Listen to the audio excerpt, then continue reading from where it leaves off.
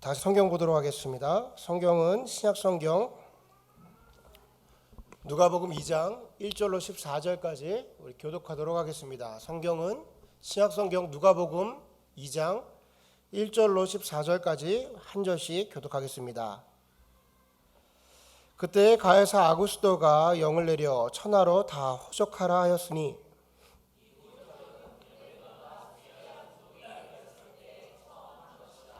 모든 사람이 호적하러 각각 고향으로 돌아가매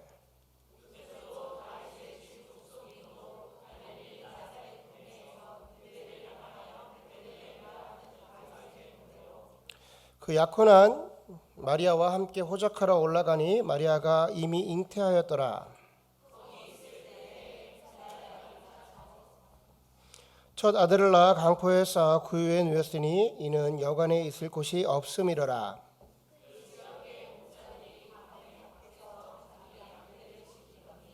주의 사자가 곁에 서고 주의 영광이 그들을 두루 비추매 크게 무서워하는지라.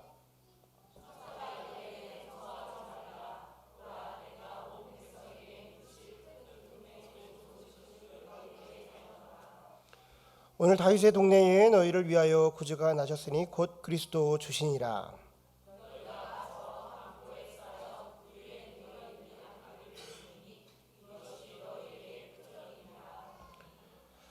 호련히 수많은 천군의 그 천사와 함께 하나님의 찬송하여 이르되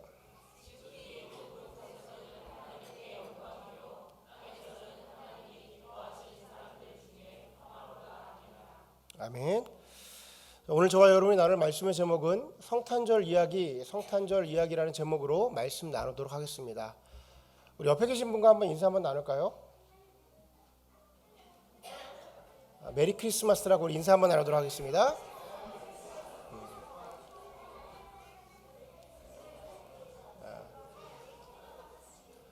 오늘 성탄절 예배를 드리는데 우리 주일학교 학생들하고 함께 예배를 드려요. 그래서 제가 주일학교 학생들한테 잘 보여야 될 것 같아요. 우리 재미있는 설교를 준비해야 되는데 그게 목사님이 그런 거 잘 못해서 목사님 무슨 말 하는지 잘 한번 들어보고 또 나에게도 적용되는 말씀이 있는지 마음속으로 새겨서 그 은혜의 시간이 되기를 주님의 이름으로 축원합니다. 우리 성탄절 이야기 말씀 나누도록 하겠습니다. 여러분 학교 다니실 때 과학 좋아하셨습니까? 과학 좋아하셨어요? 물리 좋아하셨습니까? 저는 화학도 좋아하고 생물도 좋아하고 지구과학 굉장히 좋아하는데 물리가 좀 저한테 문제가 돼서 과학을 내려놔야 하는 아픈 상처가 있습니다. 물리가 어렵죠. 근데 저는 지난 한 2주간 정도 이론 물리학이라는 분야를 아주 열심히 공부하고 관심 있게 보게 되었습니다. 이론 물리학이라는 것을 2주 동안 책을 본다고 또 인터넷에서 강연을 좀 듣는다고 해서 이해될 수 있는 그런 분야는 아니지만 신학을 하다 보면 어느 순간에 분명 만나는 분야이기 때문에 조금 개념이라도 알아야겠다라는 마음으로 다시 한번 물리학 책을 피게 됐습니다. 자, 이론 물리학 그러면은 뭔가 되게 있어 보이잖아요. 근데 이론 물리학 이야기 뭐냐면 우리가 중고등학교 때 배웠던 흔히 물리학들은 실험 물리학이라고 말합니다. 그러니까 실험을 통해서 어떠한 자연 현상을 증명해내는 거죠. 설명해내는 겁니다. 이걸 실험 물리학이라고 말하고요. 이론 물리학은 어떠한 자연 현상에 대해서 이론적인 시각으로 접근을 하는 거예요. 그러니까 전혀 반대의 개념이긴 하지만 이 이론 물리학과 실험 물리학이 함께 있어야 건강한 물리학입니다. 그래서 상호 보완적인 관계를 가지고 있어요. 근데 이론 물리학을 연구하는 사람들 중에 그들이 갖고 있는 특이한 점 하나가 있는데 그들은 이론적인 것을 기반으로 먼저 다가가야 되잖아요. 어떤 자연 현상을 바라봐야 되잖아요.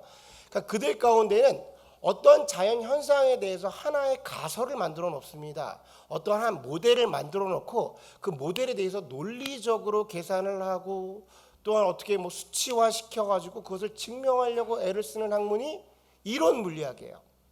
자, 이 정도를 얘기하면 이론 물리학에 대해서 아주 가볍게라도 여러분에게 설명을 드린 거라고 생각을 합니다. 제가 이 이론 물리학을 조금 관심 있게 공부를 해야 할 계기가 있었어요. 한 2주 전쯤에 우리 집에서 우리 아이들하고 가정 예배를 드리는데 지인인지 진우인지를 정확하게 기억을 못하겠지만 이런 질문을 저에게 했습니다. 아빠, 노아의 방주에 공룡이 타 있었어? 노아의 방주에 공룡이 타 있었어? 자, 올 것이 온 거죠. 올 것이 온 겁니다. 이 올 것이 온 거가 무슨 소리냐면 우리가 청소년 때 우리 마음속 깊은 곳에 창조론을 믿고 있지만 답안지에는 진화론을 써냈던 그런 현실적인 질문을 아이들이 하게 된 겁니다. 여러분, 노아의 방주에 공룡이 타 있었습니까? 여러분, 노아의 방주에 공룡이 타 있었어요? 몰라요? 저는 아이들이 이렇게 대답을 해줬습니다. 노아의 방주에는 공룡이 타 있었어. 그리고 어른 성경학교 때도 저는 노아의 방주에 공룡이 타 있었다라고 이야기를 해줍니다. 그리고 그 일에 대해서 한치의 의심도 없어요, 제 마음속에. 그때 분명히 공룡이 거기에 타 있었습니다. 그런데 제가 올 것이 왔다라고 말한 이유가 뭐예요? 제가 말한 대답은 일종의 신앙적인 답변이겠죠. 최소한 우리 아이들이 보고 있는 과학책에서는 이런 일은 도저히 발생할 수 없습니다. 사람과 공룡은 같은 시대에 살 수가 없다라는 거예요. 이것이 우리 아이들이 배우고 있는 과학책의 기반이 되고 있는 이론 물리학입니다. 큰 카테고리를 얘기하자면 유물론을 기반으로 하여 그 시작을 빅뱅으로 보는 거예요. 그리고 그 모든 과정을 아주 견고한 진화론으로 모든 것을 다 설명해냅니다. 그리고 그 고리타분한 원자와 분자가 여기서 등장을 하게 되는 거예요. 앞서 말씀드린 대로 이론 물리학은 지금 우리가 보고 있는 자연의 현상에 대한 것을 가설이라는 어떤 모델을 정해놓고 이야기를 하게 되는데 그 모델이 빅뱅이라는 겁니다. 우주의 빅뱅으로부터 그 일이 시작되게 됐어 라고 이야기를 하는 거예요. 자, 그들은 아주 견고한 이론 체계를 가지고 있습니다. 모든 것을 이 원자와 분자로 다 설명해낼 수가 있어요. 그래서 이렇게 유물론자들은 저와 같은 관념론자들을 굉장히 싫어해요.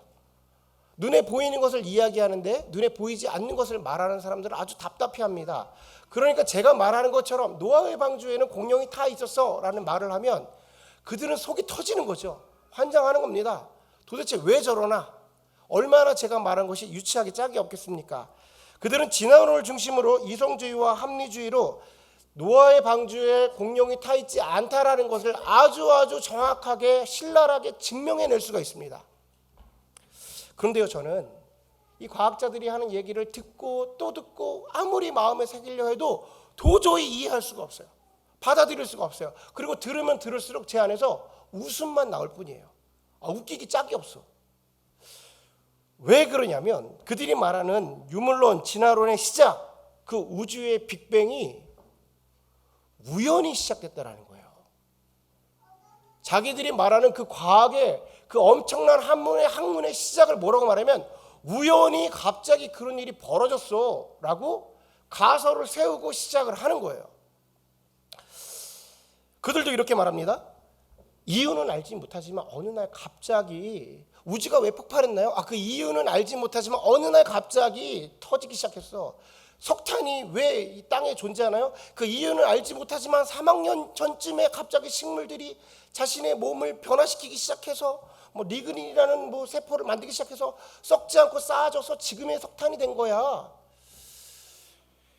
현상에 대해서는 여러 가지로 다 해석해낼 수 있으나 그 시작을 우연이라고 말하는 거예요. 그 시작이 우연이라는 겁니다. 이것이 우리가 배워왔고 또한 보고 있는 과학의 근간이 되는 거예요. 이거 과학이 이겁니다. 저는 이 모습을 보면서 제가 그 강의를 들으면서 이런 영화가 하나 생각이 됐어요. 벤자민 버튼의 시간은 거꾸로 간다. 이 영화 보셨나요? 벤자민 버튼의 시간은 거꾸로 간다. 여러분 영화 좀 보고 사세요. 이 영화는 괜찮은 영화예요. 여러분이 한번 시간이 나실 때 한 번씩 보셔도 흥미롭게 볼 수 있는 영화입니다. 그 영화를 떠오르게 됐어요. 이 영화는 이런 영화입니다. 벤자민 버튼이라는 사람이 전생애를 다루는 영화인데 태어날 때 그 아이가 80세 노인으로 태어나게 돼요. 신생아로 태어나게 되는데 그의 피부도 심박 박동수도 시력도 청력도 80세 아이로 태어나게 돼요. 그래서 사람들이 그 아이는 곧 죽게 될 거야 라고 생각을 하게 됩니다. 근데 그 아이의 시간은 거꾸로 가기 때문에 이 벤자민 버튼이 점점 젊어지는 거예요. 그러니까 이 영화가 말하고 싶은 거는 시간의 흐름에 따라서 벤자민의 신체의 나이와 정신의 나이가 이렇게 거꾸로 진행됨을 보여주는 겁니다. 그 영화가 그렇게 진행되다가 어느 시점에서 벤자민 신체의 나이와 어떤 정신의 나이가 교차되는 한 시점, 그러니까 정확하게 일치가 되는 한 시점을 만나게 돼요. 당연히 그 모습은 청년 벤자민의 모습이겠죠. 그때의 영화는 아주 멋있는 장면을 표출하게 됩니다. 자, 벤자민의 여자친구가 있었는데 이름이 데이지였어요. 데이지가 택시 운전사와 택시와 치여서 교통사고가 발생하는 일이 발생하게 돼요. 거기에 대해서 벤자민은 영화 속에서 이런 대사를 합니다. 아주 멋있는 이야기를 해요.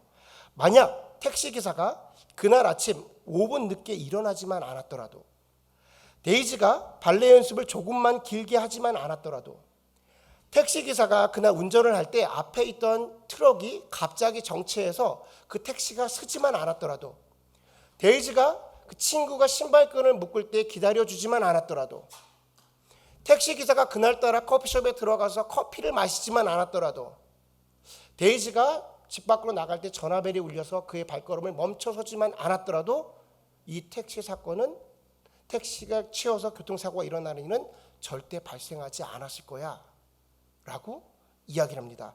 무슨 말이냐면 모든 일에는 인과가 있다라는 얘기를 하는 거예요. 인과가 있다라는 얘기를 하는 겁니다. Cause and Effect Relationship을 얘기하는 거예요. 인과관계를 얘기하는 겁니다. 모든 것들에는 이런 결과가 나오기에는 분명한 원인이 있는 거야 라고 말을 해주고 있는 거예요. 이 영화가 훌륭한 이유는 무엇이냐면요, 이런 말도 안 되는 파라독스가 숨어 있었기 때문인 거예요. 역설이죠. 모순입니다. 왜냐하면 이 영화를 시작할 때 한 인생에 대해서 전체를 다루는데 왜 그가 80세 노인으로 태어났는지 영화는 설명해 주질 않아요. 한 사람의 인생을 시작하는데 우연히 그가 어느 여인에게 태어났는데 80세 노인으로 태어나게 됐어 라고 말하면서 우연으로 전체를 시작하면서 영화의 가장 중심부에 인과관계를 집어넣습니다. 모든 일에는 원인이 있기 때문에 그런 결과가 나오는 거야 그러면서 굉장히 멋있는 모습을 나타내나 역설이고 모순입니다. 마치 진화론과 같이 모든 자연현상을 설명해낼 수 있으나 그 시작은 우연이라는 거예요. 모순이죠. 역설입니다. 진화론은 그렇게 살 말이 안 돼요. 여러분, 성탄절 이야기를 한다고 그랬잖아요. 여러분에게 성탄절 이야기는 그 마음속에 어떻게 자리 잡혀 있나요? 우연히 벌어진 일인가요? 아니면 인과관계 속에서 정확한 사실로 내 마음속에 자리 잡혀 계신가요? 자, 우리가 아는 성탄절 이야기를 지금부터 해보겠습니다.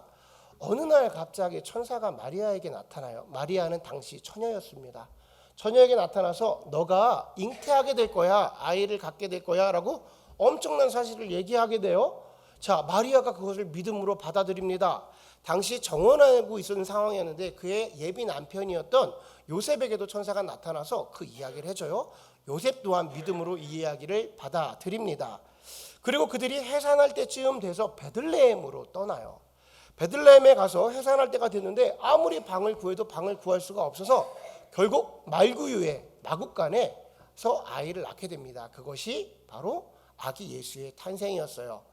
그때 하늘에는 큰 별이 움직여서 동방박사 3명이 그 예수님을 경배하기 위해서 각자의 선물을 가지고 와서 예수님의 탄생을 기념을 했고요.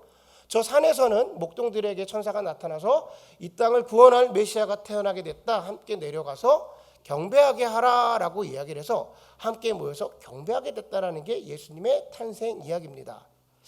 아마 저와 여러분이 알고 있는 내용이 크게 다르지 않을 거라고 생각을 해요. 아마 비슷비슷하게 알고 계실 거라고 생각을 합니다. 자, 그런데 오늘 본문을 기록한 누가는 이 이야기가 정확한 인과관계 속에서 나오는 이야기다. 아주 사실적인 이야기야 라는 것을 설명하기 위해서 무던하게 애를 쓰고 있는 것 같습니다. 자, 여러분, 누가복음을 기록한 누가는요, 누가복음과 사도행전을 함께 기록을 했어요. 바울의 동역자였고요. 당시에 그의 직업은 의사였다고 합니다. 그래서 그의 글을 읽어보면 얼마나 시대의 시간 순서적으로 합리적이고 이성적으로 기록했는지 금방 알 수가 있어요. 누가의 글이 얼마나 정확했냐면 우리가 잘 알고 있는 영화가 있어요. 예수님의 생애를 가장 정확하고 사실적으로 표현했다고 말하는 패션 오브 크라이스트라는 영화가 있습니다. 이 영화의 기반이 된 게 바로 누가복음이에요. 누가복음을 통해서 그 영화를 만들게 된 겁니다. 자, 누가는 그만큼 예수님의 생애를 사실적으로 기록하려고 노력을 한 것 같아요. 그래서 누가복음은 그 시작점에 정확하게 자기의 의도를 드러내고 있습니다. 우리 누가복음 1장 1절부터 4절까지 우리 한 목소리로 읽어보겠습니다. 시작.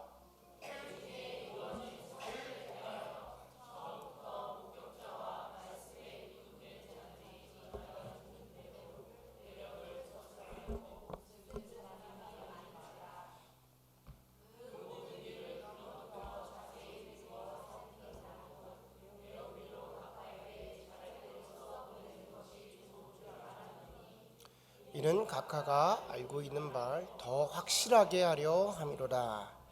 자, 지금 누가가 하고 있는 이야기가 뭐죠? 의도를 정확하게 밝히는 거죠. 많은 사람들이 그것을 기록하고 나타내려 했지만 내가 더 사실적으로 더 정확하게 예수 그리스도를 드러내기 위해서 지금 글을 쓴다는 거예요. 기본적으로 누가복음은 데오빌로라는 사람들에게, 그 총독에게 편지를 쓰는 거예요. 예수 그리스도가 사실임을 나타내기 위해서 글을 쓰겠다라고 작심하고 쓰기 시작한 겁니다. 오늘 본문을 보면 오늘 본문 2장에도 정확하게 그 의도를 드러내는데, 예수 그리스도의 탄생의 이야기를 하면서 이것이 역사적인 사실임을 드러내기 위해서 사실적인 역사적인 인물 2명을 등장을 시킵니다. 그 사람이 로마 황제 가야사 아구스도와 수리아의 총독이었던 구레뇨를 등장을 시켜요. 자, 가이사 아구스도는 로마 초대의 황제였던 옥타비우스를 이야기합니다. 이 옥타비우스는요, 당시의 최고의 정치가였고 행정가였어요. 이 옥타비우스가 무엇을 하냐면 로마가 점령하고 있는 모든 나라의 인구 조사를 시킵니다. 모든 나라의 인구를 조사를 시키라는 것이죠. 왜 그랬냐면 세금을 징수하려고 그렇게 시켰던 거예요. 당시 이스라엘은 수리아의 점령을 받고 있었어요. 수리아는 로마의 점령을 받고 있었기 때문에 수리아의 총독이었던 구레뇨가 이 법을 실제로 실행케 시킨 겁니다. 그러니까 지금 누가가 쓰고 있는 이름은 뭐냐면 성경에만 나온 이야기가 아니야. 이것은 로마의 역사 속에 나와 있는 로마의 사건인 거야 라고 이야기를 해주고 있는 겁니다. 자, 그럼 여기서 제가 질문을 하나 드릴게요. 여러분, 예수님이 자라난 예수님은 어디 사람이죠? 예수님은 어디 출신 사람입니까? 흔히 예수님을 말할 때 무슨 예수님이라고 그래요? 곧 나사렛 예수 이름으로 일어나 걸으라. 나사렛 예수라고 하죠. 나사렛 예수입니다. 그의 아버지 요셉도 나사렛에 살았고요. 어머니 마리아도 나사렛에 살았습니다. 그런데 왜 예수님은 베들레헴에서 탄생하셨을까요? 우연인가요? 앞서 말씀드린 대로 인구 조사하려고 아버지 요셉이 베들레헴에 간 겁니다. 자, 베들레헴에 인구 조사를 하러 가는데 원래 인구 조사는요, 당시 문헌을 보면 현 주소에서 해도 상관이 없었습니다. 인구만 정확하게 알면 되는 거예요. 그런데 유대인들은 자기가 출신한 출생지에 가서 자신의 본적지에 가서 인구 조사를 했다라는 거예요. 자기의 이름을 기록해냈다라는 겁니다. 왜 그랬냐면 자신의 민족성을 드러내기 위해서, 유대인들만 특별하게 민족성을 드러내기 위해서, 야, 우리가 나라가 없지 가우가 없냐? 그러면서 거기까지 내려가서 그 일을 했다라는 거예요. 문제는 무엇이냐? 나사렛에서 베들레헴까지 거리가 140km나 된다는 겁니다. 걸어서 4일 길이에요. 근데 이 길이 만삭인 여인이 가기에는 굉장히 힘든 거리인 겁니다. 말을 타고 간다는 건 더 상상도 할 수 없는 이야기인 거죠. 문헌에 보면 뭐라고 기록하냐면 그 집에 가장만 가면 돼요. 그러니까 요셉만 내려가서 출생 신고를 해도 상관이 없는데 그의 아내 마리아까지 대동해서 내려가는 일이 발생한 겁니다. 왜 그랬을까요? 성경은 왜 그랬는지에 대해서 설명을 해주지 않고 있지만 신학자들이 분석을 하기로 공부를 해보니까 뭐라고 나오냐면 당시에 나사렛이라는 동네에 소문이 퍼졌다고 그래요. 루머가 돈 겁니다. 뭐냐면 처녀가 아이를 낳게 될 거야 라고 그랬다는 거예요. 자, 결혼한 날짜가 정확하기 때문에 세상의 눈으로 보면 예수님은 속도 위반이죠. 세상의 눈으로 보면 속도 위반이기 때문에 이 일은 간음죄에 속합니다. 그러니까 요셉이 생각할 때 이런 고초를 당하느니 차라리 무리해서라도 베들레헴에 함께 데리고 내려간 거예요. 이해가 되시죠? 함께 내려갑니다. 먼 길을 여행을 떠나게 되는 겁니다. 자, 동방박사들이 등장을 해요. 여러분, 동방박사들은 몇 명이었나요? 동방박사 3명이에요. 성경에 3명이라고 기록을 해요. 갑자기 눈동자는 왜 흔들려요? 제가 여러분은 무슨 이단이라도 된 것처럼 저 사람이 갑자기 왜 저러나 싶어요. 동방박사는 성경에 몇 명이라고 등장을 하지 않죠. 근데 많은 문헌을 보면 그들이 3명이었다고 얘기를 합니다. 근데 그들이 서로 아는 사람이 친구들이었어요. 이 사람은 각각 바벨론, 페르시아, 아라비아에서 왔다라고 이야기를 해요. 몰랐던 사람들이에요. 각자 큰 별을 보고 각자가 있는 곳에서 오다가 페트라라고 하는 곳에서 당시에 최고의 문명, 그러니까 무역상이 있었던 페트라라는 곳에서 몰약과 유황과 금을 각각 사서 거기서 만나서 베들레헴으로 왔다고 얘기합니다. 중요한 것은 그들이 있던 곳에서 베들레헴까지의 거리가 900km에 달한다는 거예요. 당시에 길이 온전하지 않았겠죠. 아무리 우리가 그림에 보는 것처럼 낙타를 타고 왔다고 하더라도 4개월이나 걸리는 거예요. 4개월 전에 출발을 해야 올 수가 있는 겁니다. 자, 4개월 전에 출발을 해서 정확한 시간에 온타임에 정확하게 예수님이 탄생한 그날 동방박사들은 예수님을 경배하는 일이 벌어져요. 아구스도가 인구조사만 하지 않았더라도, 요셉이 유대인이라는 호기만 부리지 않았더라도, 나사렛에 소문이 돌지만 않았더라도, 동방박사가 단 하루만 늦게 출발했더라도 우리가 아는 성탄절 이야기는 완성될 수가 없었던 겁니다. 누가는 지금 이 이야기는 완전한 인과관계 속에서 정확한 사실이라는 것을 이야기해 주고 있는 거예요. 왜 이런 이야기를 하냐면 많은 분들은요, 성탄절 이야기를 들으며 동화처럼 머릿속에 갖고 계세요. 마치 이솝 이야기처럼 그냥 간직하고 있는 거죠. 그랬대. 그런데 누가는 전혀 그렇지 아니하다라는 얘기를 하고 있는 겁니다. 이 일은 정확하게 사실이야. 완전한 인과관계 속에서 그런 일들이 벌어진 거야 라고 말을 해주고 있습니다. 그런데 이렇게 얘기하죠. 아니요. 그 이야기는 천사가 마리아에게 우연히 나타나서 어느 날 갑자기 와서 시작된 이야기잖아요. 천사로부터 시작된 이야기지 않습니까? 그러니까 이거는 우연이죠. 이렇게 말할 수도 있어요. 그런데 성경은요, 신약만 있는 것이 아닙니다. 만약 성경이 신약만 있었다면 이것은 우연히 벌어진 일일 거예요. 그러나 성경은 구약도 함께 있는 거예요. 예수 그리스도의 탄생은 이미 구약에, 그리고 그 창세기로부터 이미 이야기를 하고 있다는 거예요. 자, 우리 창세기 3장 15절을 다 같이 한 목소리로 읽겠습니다. 시작.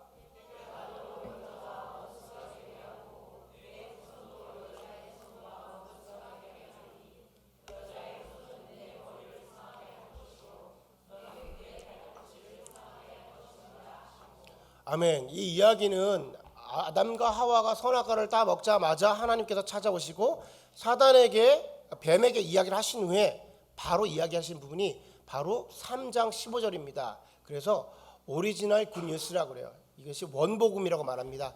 여기서 말하는 여자의 후손과 원수가 되게 하리니 해서 여자의 후손이 누구냐? 남자를 타지 않은 동정녀 마리아에게 나올 예수 그리스도를 얘기하는 겁니다. 예수 그리스도의 탄생의 예고는 창세기 때부터 이미 이야기되어졌던 것이에요. 자, 우리 한 절 더 봅니다. 우리 미가서 5장 2절을 보도록 하겠습니다. 다 같이 읽습니다. 시작.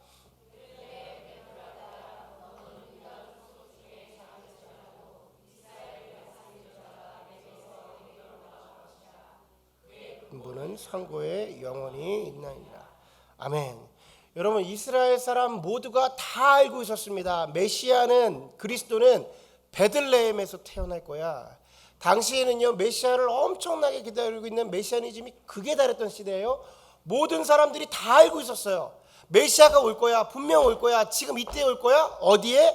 베들레헴에 올 거야. 모두가 알고 있었습니다. 왜냐하면 예언서에 이미 기록되어 있었어요. 예수님이 오시기 800년 전에 이미 다 예언되었던 이야기인 겁니다. 이스라엘의 모든 사람이 알고 있는 것처럼 모두가 알고 있던 그런 예언이 바로 그 당시에 이루어진 겁니다. 엄청난 진화론도 빅뱅 이론도 왜 그런 일이 벌어졌는지 이야기를 해주지 않아요. 엄청난 내용을 담고 있는 영화도 왜 그런 일이 일어났는지 말을 해주지 못합니다. 그러는데 성경은 왜 예수님께서 바로 그때의 베들레헴에 태어나셨는지 정확하게 이야기해 주시는 거예요. 무엇이냐? 언약의 성취다라고 말하는 거예요. 언약의 성취다. 하나님의 말씀대로 이루어진 것이야 라고 성경이 말해주고 있는 겁니다. 여러분, 예수 그리스도의 탄생은요, 단순히 어느 한 시점에 벌어진 일이 아니라 하나님의 말씀이 창세기로부터 예언되었던 말씀, 너희를 위해 이 땅에 나의 독생자 예수를 보낼 것이고 그 예수 그리스도를 인해서 내가 너희를 구원하게 될 거야. 너희가 나로 함께 다시금 관계 맺게 될 것이고 나의 백성이 되어 나의 나라에 거하게 될 거야에 대해서 그 언약의 성취가 이루어진 날인 거예요. 감흥이 없어요. 여러분, 얼마나 귀한 날입니까? 세상은요, 우리로 하여금 계속해서 성탄절이라는 메시지를 지우려고 애를 씁니다. 예수님 탄생 때도 그랬어요. 계속해서 이 탄생이 이루어지지 않게 하기 위해서 헤롯은 동방박사를 멈춰 세우려고 하고 아이를 죽이려 하고 나사렛에서 여러 가지 일들이 발생케 하며 예수의 탄생을 계속해서 어긋나게 하려고 무던하게 애를 씁니다. 지금 이 세상이 우리에게 하는 것도 마찬가지입니다. 예수의 탄생을 흐리게 하기 위해서 산타를 나타나게 하고 다른 것들로 우리를 분주하게 해서 성탄절이 다가옴에도 불구하고 우리 마음속에 예수님을 묵상하는 일이 점점 어렵게 만들어요. 아이들도 성탄절을 기념하며 아기 예수를 기뻐함보다 아마존에서 날라오는 선물을 더욱더 기대하고 있고요, 산타 할아버지를 더욱더 기대하고 있습니다. 무엇이 그렇게 모든 것을 지워버리냐? 사단들은 그 모든 것들을 희석시키려고 애를 쓰고 있는 거예요. 여러분, 우리는 지금 이 날을 기념할 때 하나님의 그 놀라운 일이 바로 오늘 가운데 이루어진 것이야. 하나님의 그 큰 일이 바로 이 땅 가운데 실현된 그 기념을 우리가 기념하는 거야 라고 마음속에 생각하셔야 되는 거예요. 단순하게 아기 예수가 태어났어, 인류를 구원한 구원자야, 그것도 귀한 일이긴 하나 그 일은 이미 태초부터 기록된 엄청난 하나님의 놀라운 일이 이 땅 가운데 일어난 것이야 라고 마음속에 묵상을 하셔야 되는 겁니다. 성경을 보면 오늘 하늘의 천군과 천사가 이렇게 찬양을 했다고 해요. 지극히 높은 곳에서는 하나님께 영광이요, 땅에서는 하나님이 기뻐하신 사람들 중에 평화로다. 누가 찬양을 했다고요? 천군과 천사들이 하늘에서 찬양했다는 겁니다. 천군과 천사들이 하늘에서 찬양을 하는데 하나님께는 영광이고 이 땅 가운데는 기쁨이 모든 사람 중에 평화로다. 왜 하나님께 영광을 돌렸냐면 그 엄청난 일이 바로 오늘 실현되었기 때문입니다 라는 거예요. 그 엄청난 일이 바로 이 사람들에게 이루어졌기 때문에 그것이 평화입니다 라고 말하고 있는 거예요. 여러분, 비록 이 찬양을 천사와 천군들이 했지만 우리의 찬양이 되기를 원합니다. 우리가 성탄절을 맞이하면서 예수님의 탄생을 맞이하면서 우리의 찬양이 되었어요. 하나님께는 영광입니다. 하늘에는 영광입니다. 그리고 바로 우리에게는 이 일이 평화입니다. 왜냐? 그 예수 그리스도로 인해서 내가 평화를 누렸기 때문에. 하나님이 자녀가 되지 않은 이들은 이 찬양을 하나님께 드릴 수가 없어요. 왜냐? 그 평화를 누리지 못했기 때문입니다. 성탄절을 맞이하면서 여러모로 우리가 분주하기도 하고, 제가 성탄 예배를 준비하면서 아이들이 선곡도 하는데 내 설교를 누가 듣겠어 라는 마음에 짧게 준비할까 라는 유혹이 좀 타기도 했습니다. 그러나 이 또한 사단의 계계라고 생각을 해서 장대한 이야기를 펼쳤지만, 여러분, 이 일이 어찌 성탄절에 연극과 찬양을 통해서 하나님의 메시지가 감춰질 수가 있겠습니까? 우리 마음속으로 하나님의 그 놀라운 일, 그 일이 나의 일이 되시기를 주님의 이름으로 축원합니다. 아멘.